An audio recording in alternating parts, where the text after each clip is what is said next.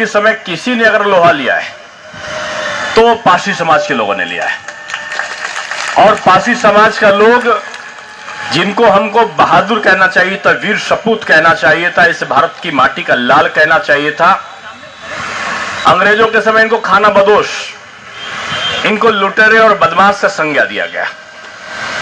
काहे से कि अंग्रेज के बस में नहीं आते थे।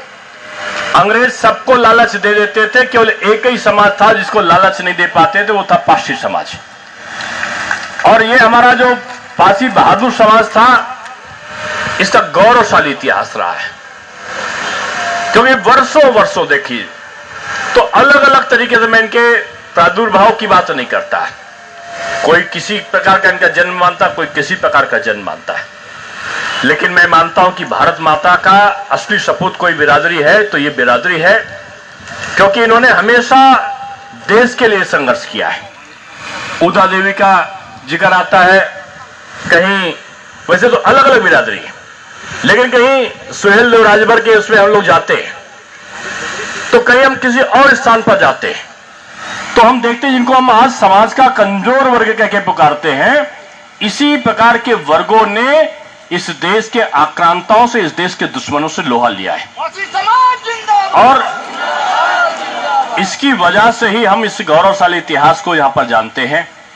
लखनऊ में कहते हैं कि मर्यादा पुरुषोत्तम राम ने जब माता सीता को वनवास में भेजा, तो सीता माता लक्ष्मण जी के और हनुमान जी के साथ में इस लखनऊ से होकर गुजरी। जहां हनुमान जी का मंदिर बना है, वहां बजरंगबली हनुमान ने वहां पर विश्राम किया और लक्ष्मण जी भी यहीं पर रहे। कहते हैं वीरवर लक्ष्मण को लखनऊ नगरी बहुत पसंद आई, लेकिन इस बस्ती को बनाने वाले, इस बस्ती को एक रूप देने वाले, बाद में जो अनंत काल तक चलने वाली प्रक्रियाएं थी, उसमें अगर कोई आया तो उस व्यक्ति का, उस देवता समान व्यक्ति का नाम था महाराजा लखनापासी। महाराजा लाखन पासी के इतिहास वैसे तो इतिहासकार लोग बताएंगे, मैं नहीं बता सकता, लेकिन इतना मैं जानता हूं गोमती के तट पर उनका साम्राज्य स्थापित था। और आज भी कहते हैं कि जो टीला बना हुआ है वो लाखन पासी के किले से संबंधित है। महाराजा लाखन पासी